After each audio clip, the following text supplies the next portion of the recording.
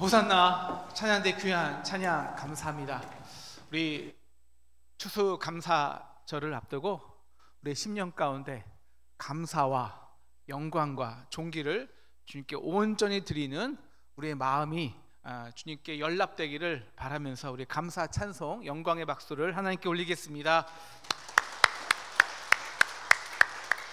감사합니다. 믿는 사람들의 특징이 있습니다. 밖으로 확 드러납니다. 뭐냐면 진짜 예수를 믿는 사람들은 얼굴에 아우라가 있습니다. 여러분 앞뒤 옆 사람을 살짝 봐주시겠습니까? 아우라가 비치는 걸 느끼십니까? 네, 정말 달라요. 여러분 예수 믿는 사람들이 10년 20년 살면 친구들이 말해요. 야, 너 얼굴이 달라졌어 라고 분명히 말을 합니다. 세상에서도요 이런 글이 많은데요, 인터넷과 책에 멋진 아우라를 가진 사람들의 특징 5가지가 있습니다. 첫째, 주위를 환하게 하는 미소입니다. 억지 웃음이 아니라 햇살이 비추듯이 삶에서 배어나오는 웃음으로 주위를 환하게 합니다. 여러분에게는 이런 미소가 있으십니까? 둘째는 말의 품격입니다. 재간처럼 고급스러운 단어를 유창하게 하는 말의 언변이 아닌 마음을 담아내는 말 한마디가 그 사람의 인격과 품격을 나타냅니다. 셋째는 긍정의 언어를 쓰는 사람이고, 넷째는 타인을 넉넉히 품을 수 있는 포용력을 가진 사람입니다. 5째가 중요한데요, 5째는 첫째, 넷째를 다 포함하는 것입니다. 바로 자신만의 삶을 당당하게 표현하며 사는 사람입니다. 우리가 말하면 생명이 있는 사람, 생명은 명령이다, 사명이 있는 사람들입니다. 왜 살아야 하는지 아는 사람들은 억지 웃음으로 혹은 고급스러운 명품으로 자신을 꾸며야 할 일이 전혀 없기 때문입니다. 바로 캐나다 화가 모드 루이스 같은 사람입니다. 사진에서 보는 것 같이 모드 루이스는 정말 어린 아이의 해맑은 미소를 가진 자입니다. 중요한 거는 사진 보여주시고요, 계속 그 미소를 사람들에게 아름다움으로 표현할 수 있다는 것이죠. 하지만 그가 가진 것이라고는 선천적 장애입니다. 그리고 그는 또한 또 다른 장애를 가지고 있는 이 남편 에버렛과 작은 이 오두막집에 삽니다. 루이스에게 그 오두막집 창문 너머 보이는 세상이 전부였습니다. 그런데 그 창문을 통해서 그린 그림들은 수많은 것을 소유하며 불행한 이 많은 사람들에게 행복한 선물을 주었습니다. 루이스는 말하죠. 저는 창문을 좋아합니다. 삶 전체가 저기 액자에 담겨 있습니다. 그리고 이 앞에 저는 요 붓 든 거 보이십니까? 이 붓만 있으면 저는 괜찮습니다. 반면에요, 과거 10년 전인가요? 온몸에 걸친 옷과 핸드백이 4억이 넘는다고 해서 4억 명품녀라고 세간을 떠들썩하게 했던 저 사람이 있습니다. 저기 보이시겠지만 자기는 이 명품에 로고 박힌 것은 절대 사용하지 않는다는 나름 명품 철학이 있었죠. 그런데 그녀가 1년 전에 짝퉁 그 명품을 팔고 또 모피를 훔쳤다는 이유로 사기 절도 혐의로 구속된 일이 있었습니다. 허영과 기품, 허영과 아우라. 여러분은 저 둘의 차이를 여러분도 확 느끼진 않으십니까? 오늘 말씀은 이제 26장, 17장 전체를 다루는 장면인데요. 바로 바울이 이 아그리빠 왕과 버니게 앞에서 신문을 받는 장면입니다. 저는 오늘 말씀에서 너무너무 강하게 이 허영과 기품의 대조를 느꼈습니다. 바울의 기품, 아그리빠 왕, 그리고 버니게의 그 허영이죠. 이 아그리빠 왕의 아버지는 사도행전 12장에 보시면 이 야고보를 죽이고 베드로를 가두고 후에 이 벌레에게 먹힌 이 헤롯 1세, 아그리빠 1세였습니다. 이제 그 아그리빠 1세의 이 남매가 3명 있어요. 첫째가 이 아그리빠 왕이고, 둘째가 오늘 말씀에서 아그리빠 왕 옆에 있던 버니게고, 우리 셋째가 우리 지난주 말씀에서 보면 지난 총독이죠. 벨릭스 총독의 와이프. 그래서 이 유대인이었기 때문에 바울을 초청해서 예수의 도를 들던 그 드루실라였습니다. 이 버니게는요, 이 12절 13절 보시면 아그리빠 왕과 버니게가 이제 문하나로 왔는데, 이 버니게는 당시에 복잡하고 물난한 생활로 전체 로마와 유대에서 아주 유명한 여인이었습니다. 이전에 결혼 2번을 했는데요, 한 번 결혼했다가 돌아와서 오빠 아그리빠와 근친이잖아요. 살림을 차리고 동거합니다. 그래서 세상에 지탄받고 욕먹으니까 또 이제 슬며시 다른 사람하고 결혼하고 사는 척하다가 이제는 다시 돌아와서 아예 오빠와 대놓고 동거하는 이런 불륜 관계였습니다. 후에는 이제 예루살렘을 그리고 정복해서 로마의 황제가 된 티투스 장군의 정부가 되죠. 유대에서 가장 문란한 여인이었습니다. 그리고 그 아그리빠 왕도 이 부독한 인물로 정말 아주 유명한 유대의 마지막 왕이었죠. 그러니까 우리 도표를 봐주시면 이 아그리빠와 버니게, 드루실라, 이 3남매의 왕족이었잖아요. 헤롯 대왕의 마지막 왕족이긴 한데, 한마디로 이 대중의 입방아에 오르는 가장 싸고 싸디 싼 콩가루 집안이었습니다. 이 아그리빠 왕 2세는요, 이 아버지가 이 AD 44전에 죽어요. 그러니까 나이가 17살이라 바로 왕이 되지 못하고 대신에 그 글라디우스 황제가 황실로 들어가요. 그래서 네로와 함께 같이 성장합니다. 그리고 나중에 이 갈라스의 땅의 왕으로 임명되죠. 그래서 아그리빠 왕은 굉장히 친로마 성격이고 로마의 직접적인 특혜를 많이 입었습니다. 또한 이 유대에 정통했기 때문에 이제 신임 총독이 오잖아요. 그럼 항상 아그리빠 왕을 예방해요. 그래서 유대의 여러 가지 문제를 논의하기도 하였죠. 오늘이 바로 그런 장면입니다. 이 신임 총리가 된 이 베스도는 지금 바울 문제 때문에 아주 골머리를 앓고 있습니다. 바울을 처벌하자니 로마법을 어긴 일은 없고, 그렇다고 바울을 풀어주자니 이 유대인들의 민심이 두렵고 어찌할지를 모릅니다. 그런 가운데 오늘 말씀 21절을 보니까 바울이 로마 황제에게 자신을 보호해달라고 상소를 합니다. 그러면 로마 시민이 상소를 할 경우에는 반드시 법의 테두리는 그 로마 시민은 황제 앞에 가도록 보호해야 하고 황제 앞에서 반드시 신문을 받아야 합니다. 그러니까 이 유대인의 민심을 삼고 싶었던 베스도는 그렇게 계속 묶어두고 어떻게 좀 처벌하고 싶었는데 이제 어쩔 수 없이 로마로 보내야 되는 거예요. 그러니까 민심은 잃을 두려움이 있죠.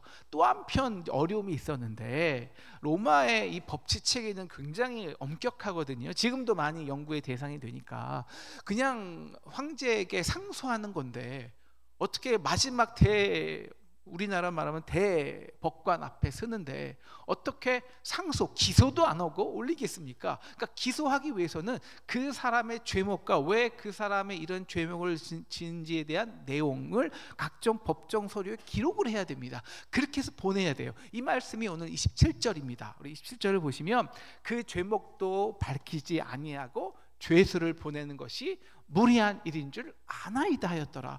보내야 됩니다. 그런데 본인 자신도 너무 잘 알아요. 바울은 죄가 없다는 거예요. 그래서 18절을 보시면 원고들이 서서 내게 짐작하던 것 같은 악행의 혐의는 하나도 제시하지 못했다는 거예요.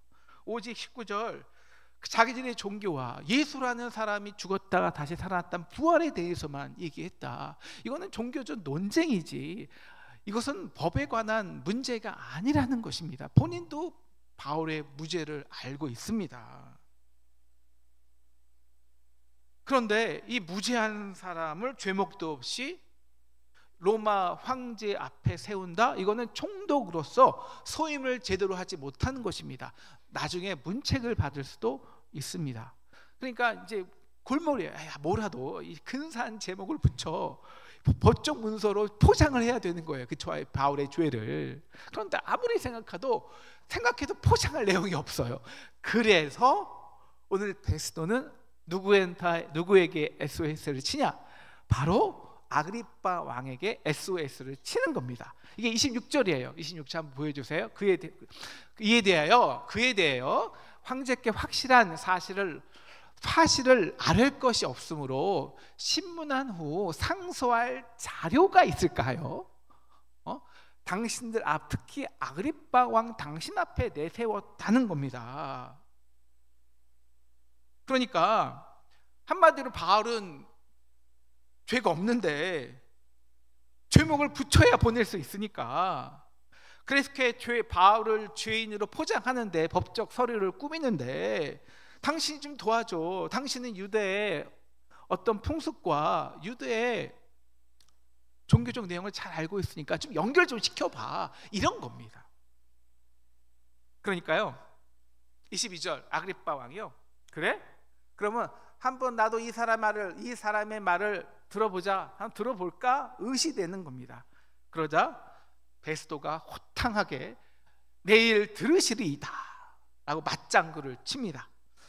그리고 아마 그 옆에 있는 버니게는 어머나 참 재밌겠네요, 요사스러운 웃음을 터뜨릴 것입니다. 여러분 생각해 보십시오. 이제 오늘은 이제 여러분이 상상력을 동원해서 이제 법정의 씬의 여러분을 이미지로 한번 보셔야 됩니다. 유대인을 다스리는 로마의 최고 권력자들입니다. 총독이고 그리고 왕입니다. 근데 여러분 최고 권력자들이 모여서 지금 뭐 하자는 겁니까? 한 나라의 공의와 정의를 세우는 것입니까? 가난한 자와 억울한 자에게 신원해 주는 것입니까? 그 나라의 법도를 세우는 것입니까? 아닙니다. 죄 없는 한 사람을 죄인으로 만들기 위해 꾸미는 일에 야단법석인 것입니다. 권력은 있는데 당당함이 없습니다. 지위는 있는데 권위는 없습니다. 큰 소리를 치는데 전혀 그 소리가 먹히지가 않습니다. 그들의 웃음은 사람을 따뜻하게 하지 않고 오히려 경박스러움으로 찌푸리게 만듭니다. 왜? 그들의 삶에는 기품이 없을까요? 왜 당당함이 없을까요? 명령이 없기 때문입니다. 생명에 대한, 지금 내가 살고 있는 지위와 명예를 지키고 그리고 쾌락과 재미로 그 귀한 권력을 허비하고 낭비하고 있기 때문입니다. 여러분 유대에 지금 도대체 누가 누구를 심판하자는 것입니까? 유대의 모든 백성들의 그 조롱을 받던 아그리빠와 버니게, 그들이 과연 바울을 심판할 권위와 능력이 있을까요? 그래서 그들이 필요한 것이 있었습니다. 뭐냐? 바로 허영입니다. 판타지아이죠. 23절입니다. 오늘 23절을 굉장히 주목해 보십시오. 이튿날 이제 아그리빠와 버니게가 크게 위험을 갖추고 옵니다. 그리고 천부장들과 시종의 높은 사람들과 함께 접견 장소에 들어오죠. 그리고 그런 다음에야 베스도가 명을 하여서 바울을 불러드립니다. 여기에 나오는 그들은 혼자 올 수 없었습니다. 큰 위험을 갖추고야 바울을 불러드립니다. 왜요? 그들의 말에는 품격과 권위가 없기 때문입니다. 그래서 위험이 필요한 거예요. 여러분, 위험이란, 큰 위험이란 번역된 헬라어가 바로 판타지아라는 뜻입니다. 판타지아, 과시, 거식, 허영. 이 판타지아는 보여주다라는 판타조에서 나온 말이죠. 사람들에게 뭔가 있어 보이고 위험 있게 보이기 위해서 특별한 그리고 호화찬란한 무엇인가를 꾸며야 했습니다. 그들이 지금 바울을 죄인으로 꾸미려는 것과 마찬가지로요. 아그리빠 왕의 동생 버니게는 당시 불륜과 부도덕의 대명사였죠. 하지만 동시에 사치와 화려함으로 유명한 셀러브리티였습니다. 그녀의 이 문란함과 부도덕을 사치와 화려함으로, 또 위험으로 가리려는, 꾸미려는 것이죠. 아그리빠 왕 또한 새로 예방한 이 베스도 앞에서 자기 위험을 과시하고 싶었을 것입니다. 그래서 가장 세련된 자줏빛 왕 옷을 입고, 그리고 화려하게 금과 보석으로 치장된 왕관을 쓰고 나왔습니다. 23절에 또한 아그리빠 왕을 혼자 나오지 않죠. 수행원을 다 데리고 옵니다. 천부장입니다. 천부장은 1,000명의 군사를 거스리는 5,000명을 데리고 나오는 거예요. 그리고 그들도 근엄한 제복을 가지고 참석하였습니다. 또한 시중에 높은 사람들도 저마다 화려하고 아름다운 예복을 갖추어 입고 왕과 왕비를 보좌합니다. 우리는 이렇게 위험이 있는 자거든. 그리고 다 갖추고 나서야 비로소 바울을 부릅니다. 뭐가 그렇게 아쉬워서, 뭐가 그렇게 당당하지 못해서. 바울이 등장합니다. 전해지는 바에 따르면 바울은 키가 작고 대머리였습니다. 2년 동안 감옥 안에 있었으니까 그 모습은 정말 초췌할 것입니다. 한번 상상해 보십시오.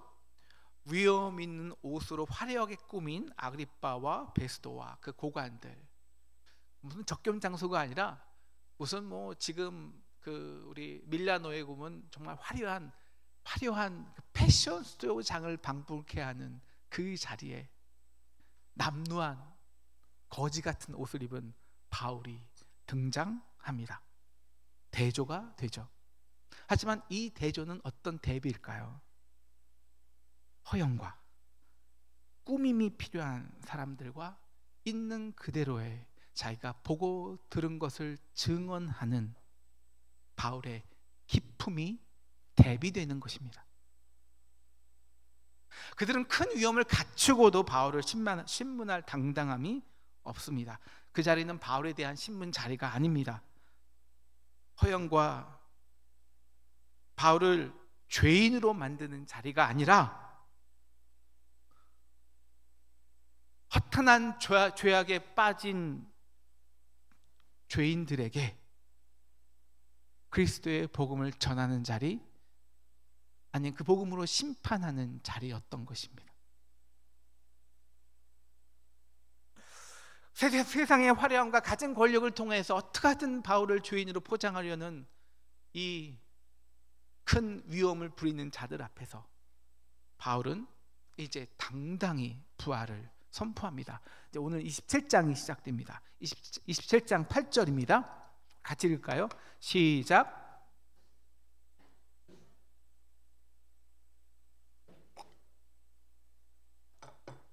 네. 내가 지금 당신 앞에 서 있는 이유는 죽은 자의 부활 때문입니다. 얼마 전 유대 예루살렘에서 유대인들의 대제사장과 서기관들이 로마 총독과 합세하여서 예수라는 사람을 십자가에 못 박아 죽였습니다. 그런데 수많은 사람들이 예수의 부활을 목격했습니다. 나도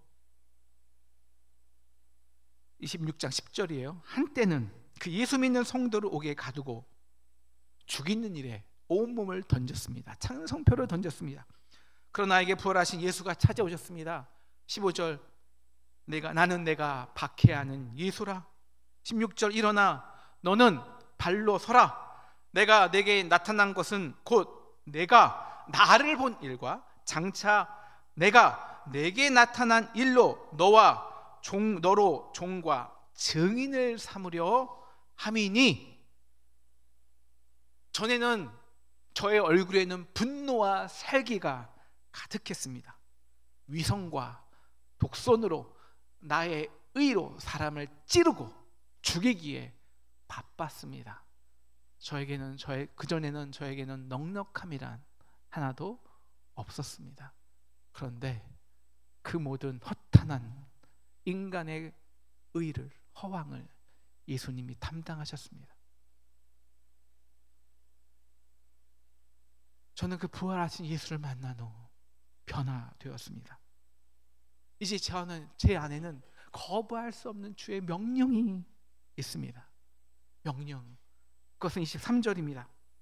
이제 그리스도의 고난, 우리를 위해 죽으신 그 그리스도의 고난과 부활을 증거함으로써 나의 이 부끄러운 삶을 통해서라도 이스라엘과 이방인에게 빛을 전하는 삶을 살라는 것입니다. 저에게는 이런 위대한 명령이 있습니다.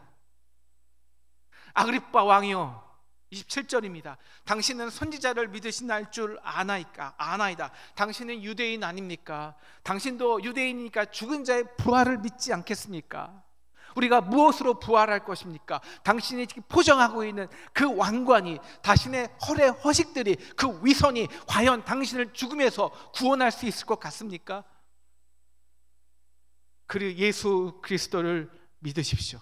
그가 당신의 모든 죄악과 허물을 담당하시고 이미 승리하시고 당신에게 이 왕관과 그 자줏빛 옷과는 상상하지 못할 놀라운 영광을 주신 것을 믿으십시오. 28절, 아그리빠 왕이 두려워합니다. 너가 그 적은 말로 나를 그리스도인이 되게 하느냐? 바울은 이렇게 말하죠. 29절입니다. 29절 우리 함께 우리 노란색 말만 우리 함께 선포하겠습니다. 시작. 말이 적으나 당신뿐 아니라 오늘 내 말을 듣는 모든 사람도 다 이렇게 결박된 것 외에는 나와 같이 되기를 하나님께 원하나이다. 여러분, 여기서 수많은 화려함과 패션쇼장에서 자기의 화려함과 치장을 자랑하는 그리고 그것으로 심판하려는 사람들 앞에서 누가 진정한 자유인입니까? 누가 진정한 권위로 사람들에게 생명과 공의를 선물할 수 있습니까? 누가 자신을 해하려 하는 자까지 포용하고 품을 수 있는 큰 자는 누구입니까? 누가 삶의 풍요와 가치를 제대로 아는 자입니까? 친애하는 아그리빠 왕이요, 여기 높은 고관들이요, 저는 진실로 저의 결박된 것 외에는 여러분들이 나와 같이 되기를 하나님께 원합니다. 여러분, 이 당당함 앞에 30절 왕과 총독과 베니게와 그와 함께 앉은 사람들, 큰 위엄을 부리는 사람들이 일어납니다. 그리고 31절 물러가, 스스로 물러섭니다. 도저히 바울의 기품 앞에 당할 자신이 없습니다. 그리고 바울은 무죄인이다 선포하고 스스로 도망가 버립니다. 이 바울의 기품이, 아우라가 도대체 어디에서 나온 것일까요? 그가 증언하는 것처럼 부활하신 예수를 정말 만났기 때문입니다. 세상의 모든 권위와 권세를 그 예수가 어떻게 승리했습니까? 여러분, 예수님이 어떻게 승리했냐고요? 우리는 어떤 승리를 믿는 사람들입니까? 마귀가 예수 앞에 말하죠.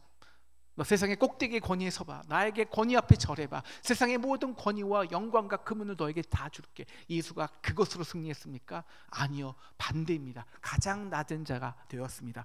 인간 중에서도 종이 되었습니다. 인간의 모든 허물과 고통과 가식과 가책과 그 허영을 그 몸으로 다 담당하였습니다. 쓸어 담았습니다. 이 땅의 모든 연약함을, 가난함을, 그들의 모든 허물까지 쓸어 담아서 가장 누추한 죄인, 그리고 가장 끔찍한 허물 많은 죄인이 되었습니다. 십자가에 죽었습니다.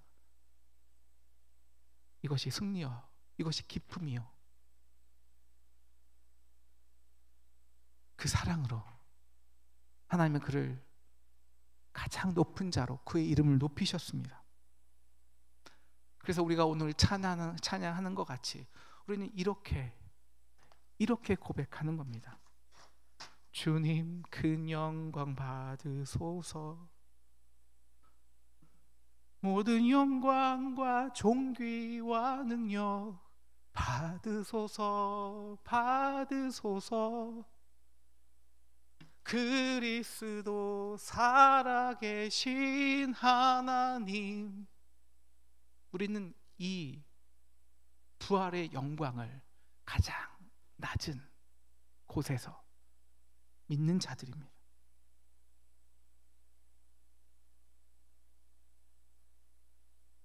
바울은 그 예수의 증인입니다. 그 말과 행동으로 이제 부활하신 예수를 그의 부족함 속에서도 이 세상에 아름답게 증거하는 삶을 살았습니다. 마치 모두 루이스가 작은 창문으로 이 모든 세상의 선물을 준 것 같죠. 바울에게 이 부활을 소망한다는 것은 지난주 말씀처럼 지금 당장 이 결박에서 풀어지는 것이 아니었습니다. 좋은 옷을 입든지 남루한 옷을 입든지 풍요에 처하나 빈곤에 처하나 그것이 그렇게 큰 문제가 되지 않았습니다. 포장할 필요가 없는 것은 그 안에 놀라운 영광이 충만하였고, 중요한 것은 그걸 어떻게 나타내는가, 어떻게 그 충만한 영광을 이 땅에 나타내는가, 그것이 그의 모든 관심입니다. 그래서 더 많은 사람들이 그리스도의 고난과 부활하심으로 자신의 허영과 허물에서 깨어나와 참 생명과 참 가치를 누리는 삶입니다. 이것이 바울의 기쁨이요 아우라입니다. 그리고 그 기쁨과 아우라 앞에 세상 권력자들은 스스로 물러날 수밖에 없습니다. 사랑하는 상동 성도 여러분, 저는 요즘이요 저기 신세계를 그쪽으로 갈 때마다 좀 주눅이 들어요. 야, 건물 전체가요, 여러분 보셨죠? 건물 전체가 그냥 화려한 LED로 확 가득 차고 휘황찬란한 광고와 그 색감과 그런데 이제 좀만 걸어가면 우리 교회를 오면은 우리 교회 벽에 우리 설교 붙이는 제목이 있거든요. 그래서 조그맣한 설교 제목 그 종이로 붙여갖고 한 40년 된 것 같은데 주눅이 들어요. 세상은 이렇게 뛰어나고 화려해지는데 우리 상동교회는 너무 뒤처진 것은 아닌가? 라는 생각이 주눅이 들 때가 있습니다. 세상은 가진 권력과 힘과 자본으로 위험을 부리는데 그 앞에서 우리는 너무 초라해짐을 느낍니다. 사랑하는 상동 성도 여러분, 당당합시다. 아멘? 아멘이 없네요. 사랑하는 상동 성도 여러분, 여러분 그 세상에 부리는 권위와 그 화려함과 여러분 그 거짓 꾸밈에 여러분 우리가 물러설 필요가 없습니다. 아멘? 믿으시기를 축원합니다. 여러분 우리 안에는 예수의 부활을 증거하는 그 당당한 기쁨이, 넉넉한 승리가 있습니다.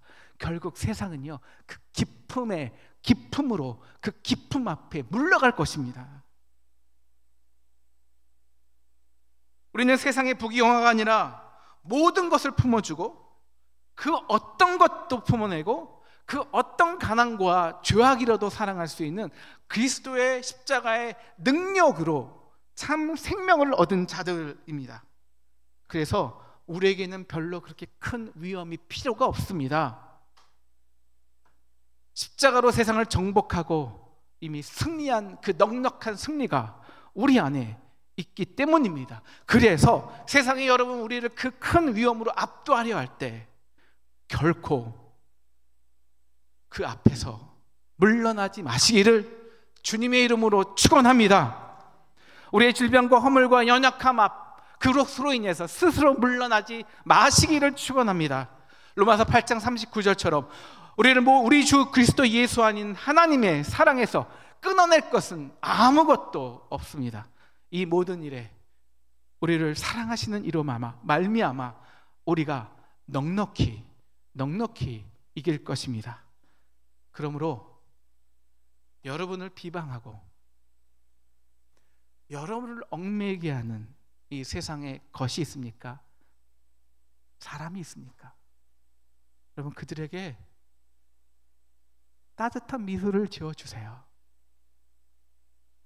여러분을 화나게 하고 분노시키는 큰 소리로 억압하는 상사가 있습니까? 그들조차 사랑하시는 주님의 미소를 지어줍시다. 가정에서 사회에서 부정적인 말로 관계를 힘들게 하는 사람이 있습니까? 당신은 사랑받기 위해 태어난 사람이라고 전해주세요. 모두 루이스는 작은 창문과 붓 하나로 자신의 생명력을 온 세상에 표현해냈습니다. 사랑하는 상동 성도 여러분, 우리 안에는 온 세상을 이기신 넉넉한 주님의 승리가 있습니다. 우리의 삶이 세상의 기준으로 얼마나 초라하든지 얼마나 작은 자이든지 상관이 없습니다. 우리 안에 부활의 소망만 있다면 우리는 그 어떤 상황에서도 미소를 지을 수 있습니다. 그 어떤 자라도 포용해 봅시다. 그 어떤 부정적인 상황이라도 긍정의 말을 선포하시기를 주님의 이름으로 축원합니다. 그렇게 우리 넉넉한 미소로 이방인들에게 주님의 아름다운 빛을 전하는 자로 당당하게 살아가는 저와 여러분 되시기를 주님의 이름으로 축원합니다.